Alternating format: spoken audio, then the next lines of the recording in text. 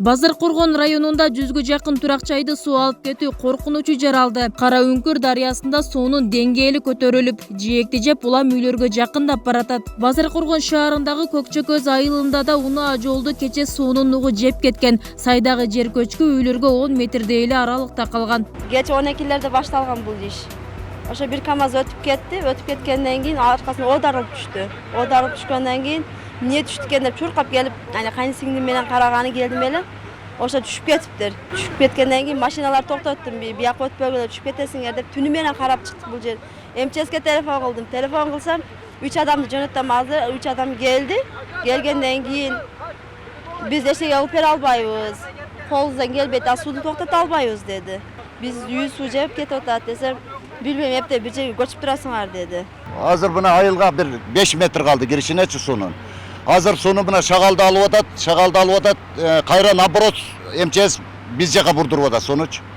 Муну караган адам жок, эч ким келишет, карап коюп кетишет. Мына жолдор калбады, көрүп атасыңар өзүңөр. Базаркоргон районун аралап өткөн дарыяда жылдагыдан суунун агымы көп. Адистердин айтымында жылдагыдан 3 эсе көп суу агууда. Мындан улам сайдын жээгиндеги Бешик Жон, Сейдикум, Көкчөкөз айылдарына кооптулук жер алып жатат.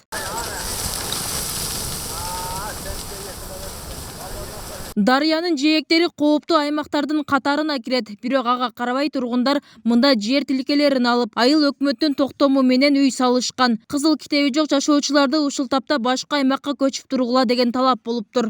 Токтом кагазы бар, анан кызыл китеп берилет деген кызыл китеп берелек. Анан бери трансформатору ошондой да жок деп атат да. Анан эми алганыбызда сайоо нараракта болчу. Азыр келип уже мына үйүмдүн алдына келип калды, бир 10 метр эле калды.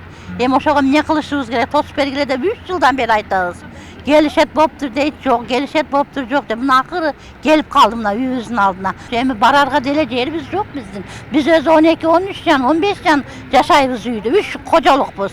Участкабыз ам жок, жерибиз ам жок. Эми ушул жерди алганбыз да. Мындай кооптуулук жыл сайын жаралып турат. Быйылкы суунун агымын жөнгө салууга райондун техникалык базасы жетишпей жатат. Район акими облустан, республикадан кошумча күч тартууну суранган. Ага карабай ушул тапта жээкти бекемдөө аракеттери жүрүүдө. Бир күндө ушул баардык участканын сайдын тегерек четиндеги кооптуу жерлердин баардыгын жасап коюш кыйын болуп атат, бирок аракеттерди биз четте калтырбастан жасаган, толук мүмкүнчүлүгүбүздүн баардыгын жумшаганга аракет кылып атабыз. Кооптуу мүмкүн эмес, бул жерлердин көпчүлүгү ошол жер участкынын жоктугунан кээ бир үйлөр, ал жерде мыйзамсыз да курулуп калган үйлөр бар.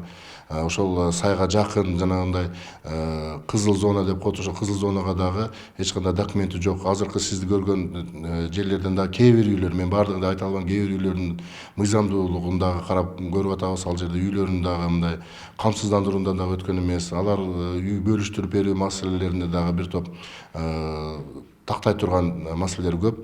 Иретке келтирип, ошол кооптуу жайдагы үйлөрдү дагы башка жакка жылдырган боюнча аракеттер, тапшырмалар беребиз буларга. Быйылкы жылга Жалал Абад облусунда дарыялардын 82 аймагында алдын алуу жээк бекемдөө жумуштары планга киргизилген. Учурда 21 объектте жумуш башталып, анын 18-inde иш бүткөрүлгөн.